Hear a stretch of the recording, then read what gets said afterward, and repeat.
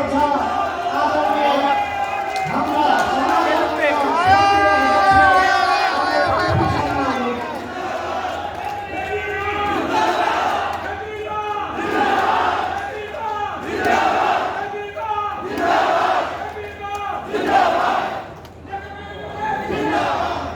धन्यवाद साथीहरू। आजको यस नेपाल राष्ट्रिय भूतपूर्व सैनिक तथा प्रहरी सङ्गठनको 5औं राष्ट्रिय अधिवेशन समुद्र घाटनका लागि हाम्रो निमन्त्रणालाई स्वीकार गरेर यहाँ पाल्नुभएका नेकपा एमालेका स्वर्गीय नेता कमरेड केपी शर्मा ओलीज्यूलाई औपचारिक रूपमा, त्यसै गरी विशिष्ट अतिथिका रूपमा यहाँ पाल्नुहुने हाम्रा पार्टीका आदरणीय नेता कमरेडहरू, हाम्रो यो विशेष अतिथिको लागि कमरेड विष्णु प्रसाद पौडेललाई, उहाँ पार्टी उपाध्यक्ष हुनुहुन्छ, उहाँलाई पनि आसन पार्टीको लागि हार्दिक अनुरोध गर्दछु।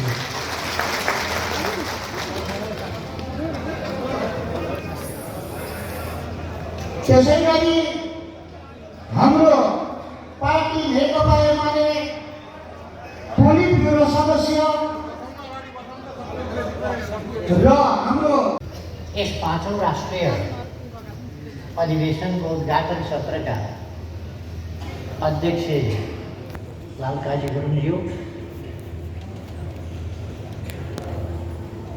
पार्टीका उपाध्यक्ष विष्णु पौडेलज्यू, भूतपूर्व सेना तथा प्रहरी सङ्गठनका यो फाँट हेर्ने इन्चार्ज आनन्द पोखरेलज्यू लगायत केन्द्रीय नेताहरू, पार्टीका अन्य नेताहरू र भूतपूर्व सेना तथा प्रहरी सङ्गठनका पदाधिकारी साथीहरू, प्रतिनिधि साथीहरू र भूतपूर्व सेना तथा प्रहरीलाई माया गर्ने र तपाईहरू सङ्गठित ढङ्गले, सचेत ढङ्गले, गतिशील ढङ्गले ठिक छ राष्ट्र सेवाका काममा लाग्नुपर्छ भनेर एकबद्धता जनाउन यहाँ उपस्थित हुनुभएका सम्पूर्ण दिदीबहिनी तथा दाजुभाइहरू, आज नेपाल राष्ट्रिय भूतपूर्व सेना तथा प्रहरी सङ्गठनको 5औं राष्ट्रिय अधिवेशन यहाँ आयोजना भइरहेको छ र हामी उद्घाटन समारोहमा छौँ। भर्खर हामीले उद्घाटन गरेका हुनेछौँ। सबभन्दा पहिले मसिङै पार्टीको तर्फबाट र हामी सबैको तर्फबाट पनि यस अधिवेशनको भव्य सफलताको निम्ति हार्दिक शुभकामना व्यक्त गर्न चाहन्छु। यो अधिवेशन तपाईँहरूको यस उपस्थितिले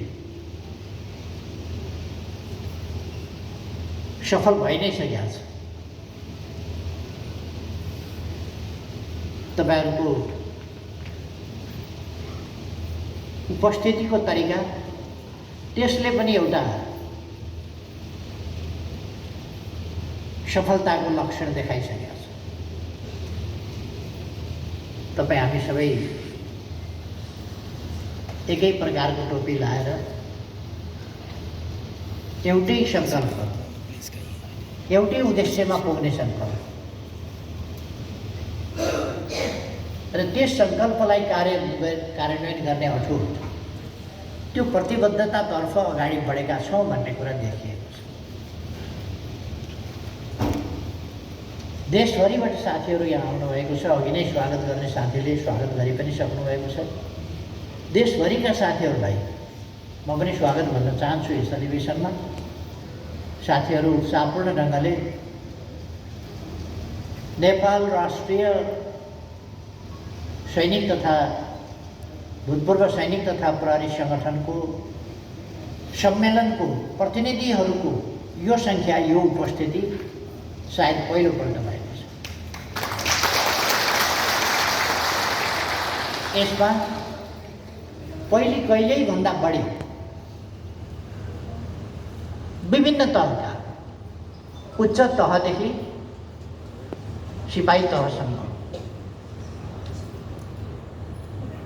एआइजीदेखि सिपाहीसम्म, जर्नलदेखि सिपाहीसम्म विभिन्न तह ओहदाका भूतपूर्व साथीहरू यहाँ उपस्थित भएको छ।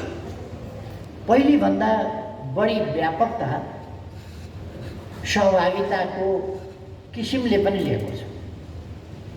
म खुसी व्यक्त गर्न चाहन्छु र तपाईहरूको यस सङ्गठनलाई सफलताको निम्ति बधाई भन्न चाहन्छु। यस सङ्गठनले देशमा आफ्नो, अर्थात् यस सङ्गठनको आवश्यकता के हो, यस सङ्गठनको औचित्य के हो, त्यो व्यवहारबाट पुष्टि गर्नुपर्छ। म यहाँलाई आग्रह गर्न चाहन्छु, हामीले विकासको सन्दर्भमा पनि भनेका थियौँ, देशलाई अगाडि बढाउने सन्दर्भमा भनेका थियौँ, हरेक दिन एक पाइला अगाडि, हरेक दिन एक पाइला अगाडि। हामी हरेक दिन एक पाइला अगाडि भनेको हिजोको भन्दा अबको हाम्रो गति, हाम्रो क्रियाकलाप सबै नै बढी योजनाबद्ध, स्पष्ट विचार र उद्देश्यका साथ योजनाबद्ध ढङ्गले अगाडि जानेछ। अझ गतिशील भएर हामी अगाडि बढ्नेछौँ।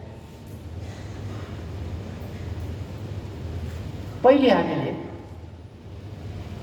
हाम्रो काँधका अभिभाराहरू के हुन्, हामीले गर्नुपर्ने काम हो। आम नेपाली जनता सचेत, सङ्गठित र गतिशील हुँदै गएका छन्। आम नेपाली जनता सचेत हुँदै गएका छन्, सङ्गठित हुँदै गएका छन्। यो समुदाय भूतपूर्व सेना प्रहरी, यो समुदाय पनि सचेत, अझ बढी सचेत हुँदै गएको छ र सङ्गठित हुँदै गएको छ। अब यो सचेतनता र सङ्गठनलाई गतिशीलता एउटा शक्तिको रूपमा, विचार यदि कार्यान्वयन गरिएन भने, विचारलाई सङ्गठित रूप दिइएन भने र त्यसलाई कार्यान्वयनमा लगिएन भने, त्यसलाई गतिमा परिणत गरिएन भने त्यो शक्तिको रूपमा परिणत हुँदैन। त्यसकारण हाम्रो विचारलाई सङ्गठनमा लानु पर्यो। हामी गरिरहेका छौँ त्यो काम। सङ्गठनलाई हाम्रो विचारको गन्तव्यमा, उद्देश्यमा, त्यसको प्राप्तिका निम्ति गतिशील बनाउनु पर्यो, जो हिजोभन्दा बढी तीव्रता दिन जरुरी छ। हिजोभन्दा आज बढी तीव्रता दिन जरुरी छ र अतुलनीय ढङ्गले तीव्रता दिन जरुरी छ। यसकारण कि हाम्रो अगाडि चुनौतीहरू पनि हिजोभन्दा बढी जबरजस्त ढङ्गले चुनौतीहरू आएका छन्। हामी विचार गरौँ त, प्राय 30 वर्ष अगाडिको अथवा 31 वर्ष अगाडिको पहिलो आम निर्वाचन हामी देखेकै मान्छे होला सबै जस्तो लाग्छ। प्राय त्यति बेला सबै पार्टी आफै चुनावमा उठ्थ्यो, आफै लड्थ्यो। केही पार्टीहरूले झुट फिजाउने कोसिस गर्थे।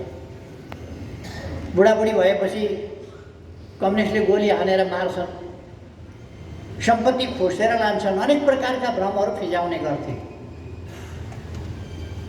तर यति साह्रो भइसकेका थिएन जति अहिले हुने गरेका छन्। झुट, फरेबी, बेइमानी, जाल जेल, टिकडम जस्ता कुराहरू र विचारै नमिल्ने खालका शक्तिहरू कहाँको शक्ति कहाँ गएर फेरि एकजुट भएर, के का लागि एकजुट भन्दा उद्देश्यका लागि होइन।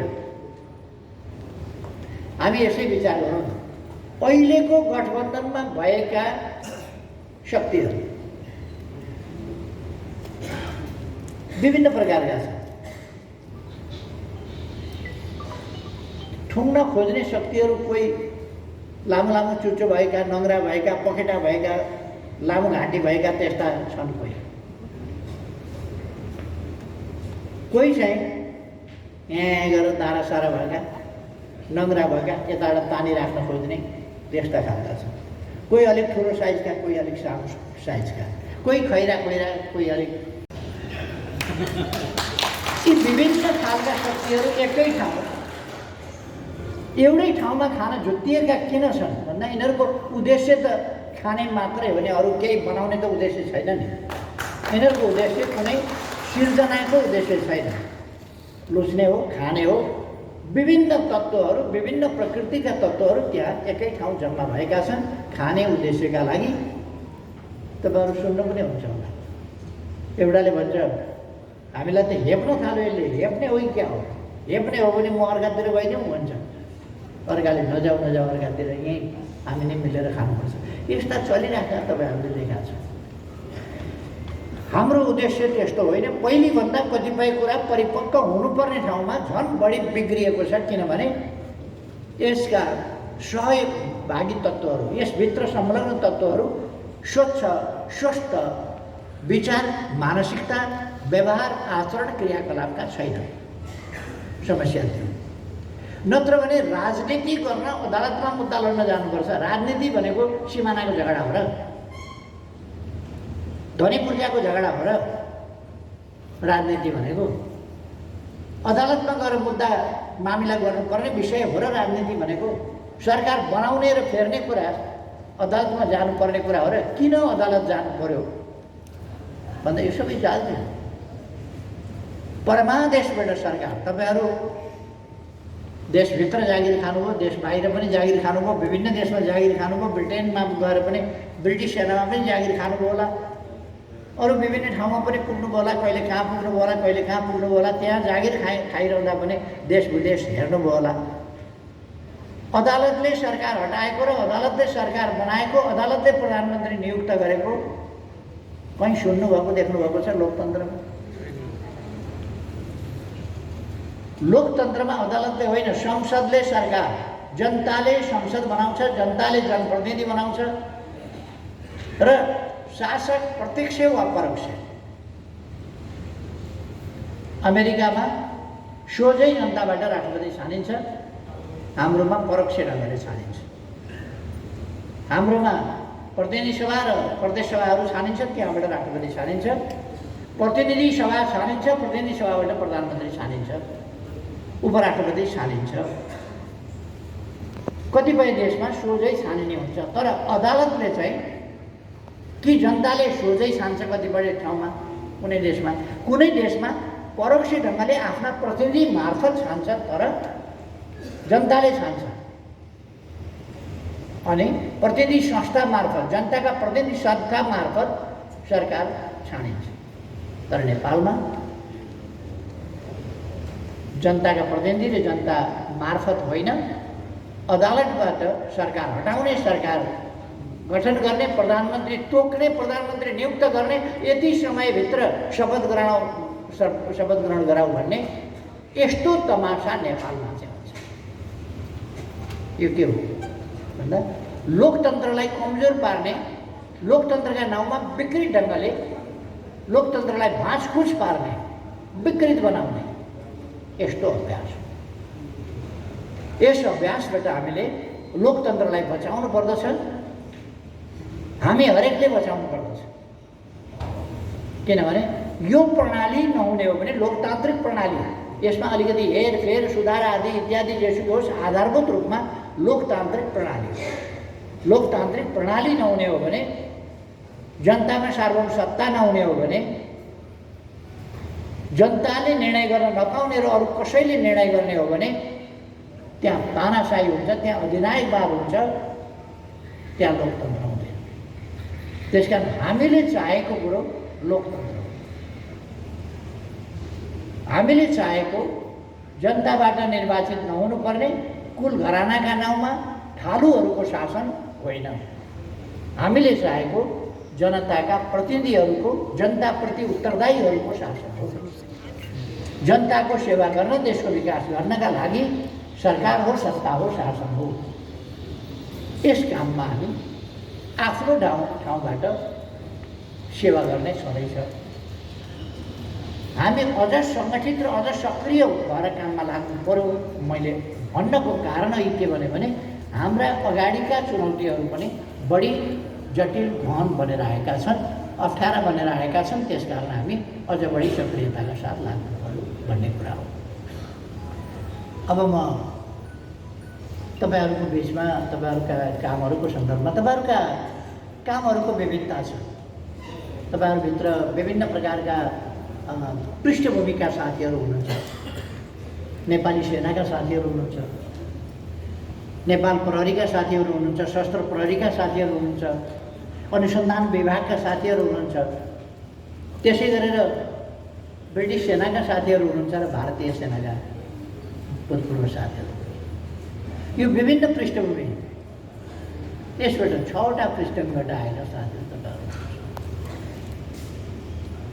र यसभित्र हामीले भूतपूर्व सेनाको रूपमा होइन, यसभित्र सङ्गठित गरेर राष्ट्रको विकासका लागि योगदान गर्ने, काम गर्ने कुराको हकमा हिजो माओवादीले जनमुक्ति सेना भनेर अल्मल्याएर झुक्कियाएर हिंसामा लगाएका साथीहरू वा मिलिसिया भनेर लगाएका साथीहरूलाई पनि यसभित्र सङ्गठित गरेर लान सक्दछौँ। तर भूतपूर्व सेना प्रहरीको हिसाबमा चाहिँ होइन। भूतपूर्व सेना त्यो सैनिक सङ्गठनै होइन। भूतपूर्व सेना, वर्तमान सेना छँदै छैन। वर्तमान सेना छैन भने वर्तमान सेना नभएको ठाउँमा भूतपूर्व सेना कसरी हुन्छ? वर्तमान सेना त छैन। जनमुक्ति सेना भन्ने छ र? नेपालमा जनमुक्ति सेना छैन, त्यसकारण भूतपूर्व जनमुक्ति सेना पनि हुँदैन। नेपालमा भूतपूर्व प्रहरी, नेपालमा अहिले प्रहरी छ, भूतपूर्व प्रहरी हुन्छ, सशस्त्र प्रहरी छ, भूतपूर्व प्रहरी हुन्छ, सशस्त्र प्रहरी हुन्छ, नेपाली सेना छ, भूतपूर्व सेना हुन्छ, नेपाल राष्ट्रिय अनुसन्धान विभाग छ, त्यसको भूतपूर्व हुन्छ, ब्रिटिस सेना छ, त्यसमा जागिर खाएका भूतपूर्व ब्रिटिस सैनिक हुन्छन्, भारतीय सेना छ, त्यसमा जागिर खाएका भूतपूर्व गोर्खा अथवा भूतपूर्व भारतीय सेना हुन्छ। जुन सेना छँदै छैन त्यो आवधिक। त्यसो गर्दाखेरि तपाईँहरूले भोलि म्यादी प्रहरीलाई पनि, प्रहरीमा त जागिर खाएको हो नि त 2 महिना, 2 महिना प्रहरीमा जागिर खायो, म्यादी भयो नि। त्यसपछि फेरि म्यादी प्रहरी पनि तपाईँहरूले सामेल गर्न थाल्यो भने तपाईँहरूको भूतपूर्ववाला उद्देश्यभन्दा चाहिँ पृथक जान सक्छ। त्यो वास्तवमा सही कुरा हुन सक्दैन। त्यसैले आवधिक हिसाबले तपाईँहरूले सङ्गठित गर्ने कुरा एउटा कुरा छ, तपाईँहरू सङ्गठित हुनुहोस् आवधिक हिसाबले। तर हिजो एक सन्दर्भमा भएको हुनाले त्यसलाई भूतपूर्व सेना प्रहरीको दर्जामा होइन कि एकपल्ट लडाकुको काममा लगाइएको थियो। त्यसकारण त्यस सिपलाई पनि देशको हितमा खर्च गरौँ यस सङ्गठनभित्र भन्ने अर्थमा केही समयका लागि हो। र त्यो स्रोतबाट, जस्तो तपाईँहरूले एकपल्ट लिन सक्नुहोला, त्यो स्रोत फेरि प्राप्त गर्नुहुन्न। जस्तो नेपाली सेनाको स्रोतबाट भूतपूर्व सेना पाइराख्न सक्नुहुन्छ, सधैँ पाउनुहुन्छ नि। भूतपूर्व सेना, भूतपूर्व प्रहरी पाइराख्नुहुन्छ नि। भोलि पनि अब 50 वर्षपछि पनि तपाईँहरूको सङ्गठनले भूतपूर्व प्रहरी पाइराख्छ। तर भूतपूर्व जनमुक्ति सेना फेरि पाइराख्नुहुन्छ त तपाईँहरू? अथवा स्रोत हुँदैन, स्रोत छैन। त्यसकारण स्रोत नभएको चिजलाई हामीले त्यस ढङ्गले निरन्तरता दिन सहज हुँदैन। उहाँहरूलाई, साथीहरूलाई सङ्गठित गर्नुपर्छ। ती चाहिँ खासमा भन्ने भने पोलिटिकल साथीहरू, पोलिटिकल साथीहरू। अर्को कुरा, उहाँहरूको लडाकु खालको ट्रेनिङ भयो होला, तर डिसिप्लिनको पक्षको ट्रेनिङ भएको छैन। यदि साथीहरू सङ्गठित हुनुहुन्छ भने अनुशासनको तालिम चाहिँ गम्भीर ढङ्गले दिनुपर्ने आवश्यकता हुन्छ। अनुशासनको तालिम किन दिनुपर्ने हुन्छ? किनभने उहाँहरूलाई अनुशासनको लड्ने तालिम दिए होला, अनुशासनको तालिम दिएको छैन।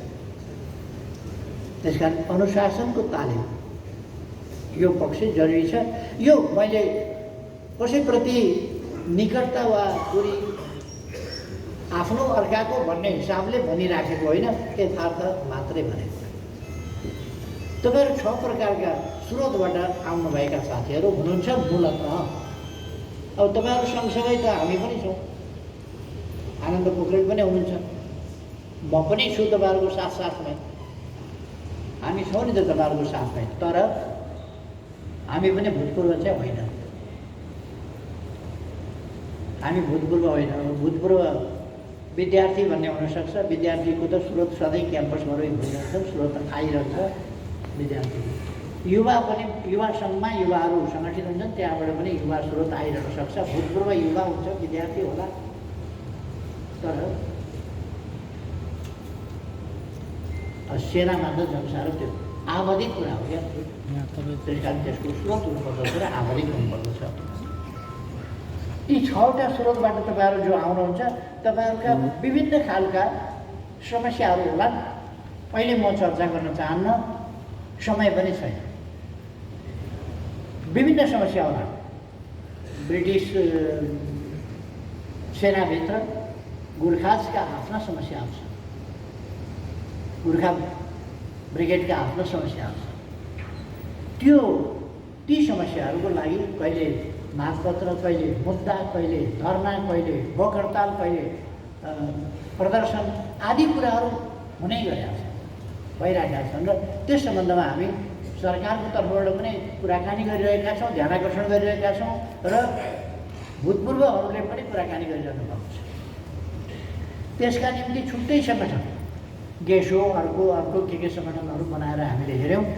तर अब म तपाईँहरूलाई के भन्न चाहन्छु भने गेसोले उठाउने मागहरू अथवा अर्को सङ्गठनले उठाउने मागहरू अब तपाईँहरूले उठाउनु पर्दछ।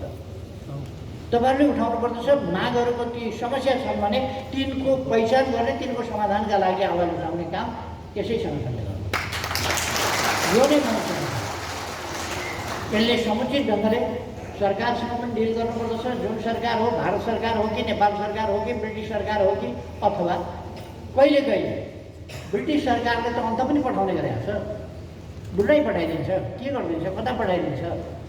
अर्को कुरो, अब हाम्रो नेपालीहरूले जबको रूपमा, यद्यपि अब ब्रिटिससँग हाम्रो सम्झौता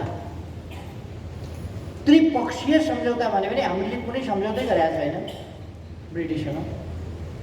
यो त ब्रिटिसले इन्डिया छोड्ने बेलामा गोर्खा राइफल्सलाई बाँड्नु पर्यो, इन्डियामा कति राख्ने, ब्रिटेनमा कति राख्ने, अनि भारत र उनीहरूका बिचमा भएको एग्रिमेन्टको प्रति नेपाल पठाइदिएर नेपाल सरकारलाई पनि सही गर्न लगाएको हो। देख्नु न, जान्नु, हेर्नु न, पढ्नु केही नभइकन सही गरेको त्यो वास्तवमा भन्ने हो भने नेपाल त्यसमा उत्तरदायी छैन। अहिले कति ब्रिटिसलाई लिन्छ, नेपाली जवानहरू कतिजनालाई लिन्छ, कुन वर्ष कतिजनाको कोटा तोक्छ। उसलाई युद्धका लागि चाहियो भने उसले कोटा बढाउँछ, चाहिएन भने कोटा घटाउँछ। युद्ध सिद्धियो भने गोल्डन ह्यान्डसेक भन्ने गर्छन्, तर गोल्डन ह्यान्डसेक होइन, उसले त अनुशासनहीन काम गरेको भनेर 200-250 मान्छे एकैचोटि निकालिदिएर रेकर्ड होला नि। त्यहाँ हङकङमा कता त 200-250 कति मान्छेलाई अनुशासनहीन काम गरे भनेर चाहिँ एकैचोटि निकालिदियो। त्यस्ता खालका कुरा पनि हामीले देखेका छौँ। अब ब्रिटेनले कति लिने गरेको छ, के सुविधा शर्त दिने गरेको छ, नेपाल सरकारसँग कुनै एग्रिमेन्ट सुविधा सेवा सुविधाका शर्तहरूको सन्दर्भमा केही गरेको छैन। त्यसकारण हामीसँग मैले 2 वर्ष अगाडि 3 वर्ष अगाडि भनौँ बेलायत जाँदाखेरि बेलायतमा त्यहाँका सम्बन्धित थेरेसा मे लगायतका प्रधानमन्त्री लगायतका अधिकारीहरूसँग मैले कुरा गरेको थिएँ। यो त्रिपक्षीय सन्धि भनेको नगली सन्धि हो। तपाईँहरूले ब्रिटिस सेनामा नेपाली राख्न चाहनुहुन्छ भने नेपालसँग नयाँ सम्झौता गर्नुहोस्। कुन सेवा सुविधाका शर्तहरूमा गर्नुहुन्छ, कति मान्छे लिनुहुन्छ, त्यो कुरा नेपाल सरकारलाई थाहा हुनुपर्छ र अनि त्यसको नेपालले के फाइदा गर्छ, नेपाली नागरिकले के फाइदा पाउँछ भन्ने कुरा स्पष्ट थाहा हुनुपर्छ। अहिले तपाईँहरूको तजविजमा भयो, तपाईँहरूको तजविजमा भयो न भारतले केही गर्छ, किनभने त्यो 47मा भएको 1947मा भएको भनेको त अहिले कति अब 25 वर्ष लाग्यो भने 75 वर्ष लाग्यो। 75 वर्ष अगाडि भएको सम्झौता, त्यो पनि भारतलाई त कसैले सोध्ने पुछ्ने होइन, भारतले पनि हामीलाई सोध्ने पुछ्ने होइन, आफूले भर्ती खोज्छ। यस प्रकारका कुराहरू भएको हुनाले भारतसँग पनि हामीले नेपालीहरू जो भारतीय सेनामा छन् त्यसको सम्बन्धमा कुरा गर्नु जरुरी छ। दुबईमा युएई सेनामा कतिपय हाम्रा साथीहरू काम गर्छन्, अमेरिकी सेनामा हाम्रा कतिपय साथीहरू काम गर्छन्, अरू विभिन्न सेनामा हाम्रा कतिपय साथीहरू काम गर्छन् र जुनसुकै देशको नागरिक भए पनि सम्भवतः त्यहाँ सेनामा लिन्छ। हाम्रा थुप्रै जवान मान्छेहरू विभिन्न सेनामा छन्, उनको सम्बन्धमा पनि हामीले विचार विमर्श गर्नुपर्ने र आइसोलेटेड ढङ्गले बिना एग्रिमेन्ट सेना जस्तो जागिर कुनै पनि जबमा जाँदाखेरि पनि एग्रिमेन्ट गरेर गइन्छ भने सेना जस्तो जोखिमपूर्ण कुरामा र हामीलाई मर्सिनरीको आरोप नलागोस् भन्नका निम्ति कहाँ हाम्रो प्रयोग हुन पाउने कहाँ नपाउने जस्ता कुराहरू त्यसको पनि छिनोफानो हुनुपर्छ। ती कुराहरू यहाँहरूले छलफल गर्ने र आफ्ना नीतिहरू स्पष्ट पारेर त्यो सिफारिस पार्टीमा पठाउने, ताकि पार्टीले आफ्ना नीतिहरू बनाउँदा तपाईँहरूबाट उत्पत्ति भएका नीतिहरूलाई अगाडि बढाउन सकोस्। नत्र भने पार्टीले आफ्नै ढङ्गले के बुझ्छ उसले ऊ त भोगाइ त उसको हुँदैन। त्यसो भएर नेपाली सेनामा भूतपूर्वहरूले भोग्नु परेका समस्या के छन् अथवा भूतपूर्व हुनुपर्नेहरूले भोगेका समस्याहरू के छन्, यी सबै पनि कुरा हुनुपर्यो। प्रहरीका कुरा, सशस्त्र प्रहरीका कुरा, अनुसन्धान विभागका कुरा, यी सबै कुराहरूमा पनि के कस्ता रिफर्म हुनु जरुरी छ, के कस्ता सेवा सुविधा तपाईँहरूले प्राप्त गर्न जरुरी छ, ती कुराहरू पनि यसमा आउनु पर्यो। तपाईँहरूका निष्कर्षहरूमा, तपाईँहरूका अध्ययनमा, तपाईँहरूका रिसर्चमा आउनु पर्यो र त्यो कुरा अहिले तत्काल त तपाईँहरू चुनावतिर लाग्नुहुन्छ, चुनावपछि तपाईँहरूले यस्ता कुराहरूमा बढी अध्ययन गरेर दिनुहोला। चुनावसम्म चाहिँ म साथीहरूलाई आग्रह गर्न चाहन्छु, अहिले चुनावलाई केन्द्रभागमा राखेर चुनावलाई स्वतन्त्र निष्पक्ष धाँधलीले बनाउने कुरामा ध्यान दिएर र कतिपय ठाउँमा अस्वस्थ खालका अनुचित गतिविधि भएका हुन सक्छन्, बुथ कब्जा गर्ने अनेक प्रकारका कुराहरू हुन सक्छन्, अथवा हिंसा भड्काउने र चुनाव बिथोल्ने खालका कुराहरू हुन सक्दछन्, अथवा मतदातालाई मतदान निर्भय ढङ्गले मतदान गर्न नदिने खालका परिस्थिति हुन सक्दछन्, अथवा मतपेटिका साट्ने ओर्ने अनेक खालका कुरा हुन सक्दछन्। यस्तो कुराहरूमा भूतपूर्व सेना प्रहरीको असाधारण महत्त्व छ। उहाँहरूले भन्न सक्नुहुन्छ, रोक्न सक्नुहुन्छ। यस्तो कुरामा तपाईँहरूले अर्गनाइज भयो। यो हामी बेठिकका लागि होइन, ठिकका लागि, ठिक कुराका लागि हामी यी कामहरू गर्छौँ, बेठिक कामका लागि होइन। हामी बुथ कब्जा गर्दैनौँ, हामी हिंसा मचाउँदैनौँ, हामी मतपत्र च्यातेर गडबडी गरेर बत्ती निभाएर बाक्सा साटेर चुनाव जित्नेवाला होइन। त्यस्तो हुन नदिएर स्वच्छ ढङ्गले चुनाव जित्न हामी चाहन्छौँ, तर त्यस्तो हुनबाट चाहिँ हामी रोक्छौँ। कसैले मतपत्र च्यात्न खोज्छ, मतपत्र लुकाउन खोज्छ, अथवा बाटो साट्न खोज्छ, बत्ती निभाउन खोज्छ, बेइमानी गर्न खोज्छ, धाँधली गर्न खोज्छ भने ती कुराहरू हामीले रोक्नुपर्छ। स्वतन्त्र निष्पक्ष ढङ्गले हामीले चुनाव जित्ने, जनताको अभिमतबाट चुनाव जित्ने वातावरण बनाउनुपर्छ हामीले र बेठी गर्नबाट रोक्नुपर्छ। तपाईँहरूको भूमिका यहाँनिर एउटा मतदाताहरूबाट कसरी मत प्राप्त गर्न सकिन्छ, आफ्ना साथी भाइ छर छिमेकी समुदाय सबैलाई एमालेको पक्षमा, सूर्य चिन्हको पक्षमा, किनभने यो राष्ट्रियताका लागि, लोकतन्त्रका लागि, जनजीविका र विकासका लागि, जनतालाई सेवा सुविधा पुर्याउनका लागि एमाले आवश्यक छ। यही कुरा बुझाएर मत वृद्धि गर्नु जरुरी छ। एउटा तपाईँहरूको योगदान त्यसमा हुनु जरुरी छ। तपाईँहरू पढे लेखेका हुनुहुन्छ, अनेक कुरा बुझेका हुनुहुन्छ, त्यस कारण तपाईँहरूले लेख लेखेर तपाईँहरूका स्ट्याटसबाट, नचाहिने कुरामा स्ट्याटस किन लेख्ने, चाहिने कुरामा मात्रै स्ट्याटस लेख्ने। राम्रो कुरामा मात्रै स्ट्याटस फेसबुक ट्विटर बच्चा बच्चीले यतिकै पनि बनाउँछन्। अघि त्यहाँ हामी कार्यक्रम गर्दै थियौँ, कार्यक्रम गरेका बेला दुईवटा बच्चीहरू हाम्रो अगाडि चिटिक्क परेका त्यो पहिरन त्यस्तै गरेर कार्यक्रमका लागि पहिरन बनाइदिएको थियो उनीहरूको। उनीहरू नाचेका नाचै थियो, हामीहरू कार्यक्रम गरिराखेका थियौँ, म भाषण गरिराखेका थिएँ, त्यो दुईटी बच्चीहरू टिकटक बनाइराखेका थिए। उनीहरू नाचिराखेका थिए त्यहाँ, आफ्नो टिकटकको उनीहरूको धन्दा चलिराखेका थियो। त्यो चाहिँ तिनीहरूले गर्छन् क्या त्यस्तो टिकटक। हामीले टिकटक पठाउँदा टिकटक बनाउँदा मान्छेले केही कुरा बुझोस्, केही राम्रो कुरा बुझोस्, राम्रो कुरा थाहा पाओस्, राम्रो बाटो ल्याओस्, त्यो ढङ्गले गर्नु पऱ्यो नि। त्यस कारण हाम्रो टिकटक, हाम्रो एसएमएस, हाम्रो फेसबुक, यी सबै कुराहरू पोजिटिभ हुनु। र अर्को म कमरेडहरूलाई पनि भन्न चाहन्छु, नेकपा एमाले एप बनाएको छ, त्यो एप साथीहरूले प्रयोग गर्नुहोस्। CPN UML एप यो प्रयोग गर्नुहोस्। यसले पार्टीका सम्पूर्ण सूचनाहरू, पार्टीका क्रियाकलापका सूचनाहरू सबै आउँछन् र त्यसबाट जानकारी पाउन सकिन्छ। त्यस कारण त्यो एप खोल्न र प्रयोग गर्न म साथीहरूलाई आग्रह गर्न चाहन्छु। अर्को कुरा, तपाईँहरूले मत रक्षाको बाटोमा असाधारण योगदान गर्नुपर्छ। भोलिन्टियर सर्भिस, तोकेर भोलिन्टियर, नतोकेर भोलिन्टियर, त्यो सर्भिस। निर्वाचन आयोगले के भनेको छ, आचार संहिताको उल्लङ्घन नगरिकन हामी कानुनी राज मान्दछौँ। त्यसकारण हामीले उद्दण्डता देखाउनु हुँदैन, हामीले अर्गेलाई गर्नु हुँदैन, आचार संहिता तोड्नु हुँदैन। आचार संहिताको हामीले पालना गर्नुपर्छ। पालना गरेर अरूलाई पनि आचार संहिताको पालना गर्न लगाउने, आचार संहिताभित्र बस्न लगाउने, त्यस काममा हाम्रो भोलिन्टियर सर्भिस त्यो कुरा हुनुपर्छ। अहिले लुम्बिनी जाँदैछ, त्यहाँ एउटा कार्यक्रम गरेर फेरि काठमाडौँमा अर्को कार्यक्रम गरेर पुग्नुपर्नेछ। त्यस कारण तपाईँहरूलाई थाहा छ, देशभरिका साथीहरू भेट्दाखेरि मलाई थुप्रै कुराहरू भन्ने इच्छा हुन्छ, तर अहिले हामी त्यो भ्याउन सक्ने अवस्थामा छैनौँ। पार्टीको तर्फबाट फेरि अनन्त पोखरेलजी उहाँ सेना प्रहरीमा जागिर खान नपाएर मात्रै भूतपूर्व नभएर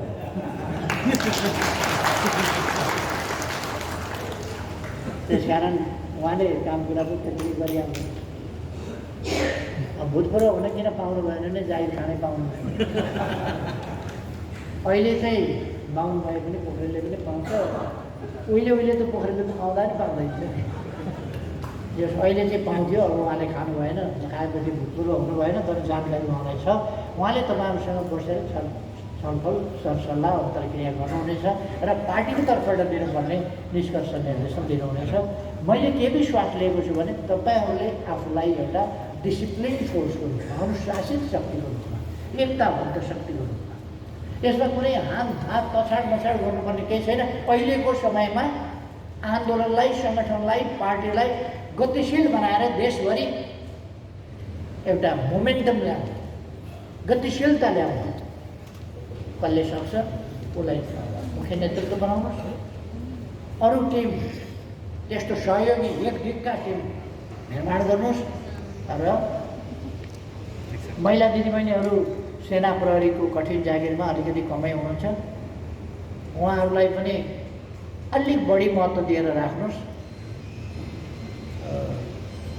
मेरो आग्रह। अब कहिले त्यतापट्टि अलिक ध्यान नपुगे पनि हुनसक्छ, नपुग्न पनि सक्छ। फेरि यो कस्तो हुन्छ भने घरमा होस् कि अब हाम्रो बानी नै के परेको छ भने पहिले आमाले खाना खानु हुँदैन, बाले नै खाना खानुहुन्छ। दिदी बहिनीले खाना खाँदैनन्, दाजुभाइले नै पहिले खाना खान्छ। श्रीमतीले पहिले खाँदैन, श्रीमानले नै खान्छन्। अथवा पुरुषहरू खानेकुरामा चाहिँ आफै अगाडि सर्ने बानी छ, पहिले म भन्ने छ। यो घरै देखिसक्यो। अब दिदीबहिनीहरूले बानी गाडेर पनि हो खाने ओर्ने कुरामा हामी नै अगाडि सरिहाल्छ, त्यस्तो छ। त्यसो भएर यस्तो संस्थाहरूमा चाहिँ हामीले त्यसमा अलिकति विचार गर्नुपर्छ। दिदीबहिनीहरूलाई पनि यथोचित ढङ्गले अगाडि बढाउँ है भनेर त्यो पनि गर्नुहुन्छ र एकदमै सर्वसम्मतिका साथ तपाईँहरू नेतृत्व निर्माण गरेर एकताबद्ध ढङ्गले नयाँ सन्देश प्रवाह गर्दै अगाडि बढ्नुहुनेछ भन्ने मैले विश्वास लिएको छु। बाँकी आनन्द पोखरेलजीले आनन्दसँगले यहाँ तपाईँहरूलाई सबै सुझाव सल्लाह निर्देशन दिइहाल्नुहुन्छ। अब फेरि एकपल्ट तपाईँहरूको यस 5औं अधिवेशनको पूर्ण सफलताको निम्ति हामी सबैको तर्फबाट है यहाँ बोल्न पाइएन, अरू साथीहरूले हामीलाई हतार भएको हुनाले सबैको तर्फबाट धेरै धेरै शुभकामनाका साथ आफ्नो भनाइ टुङ्ग्याउँछु। धन्यवाद। मन्तव्य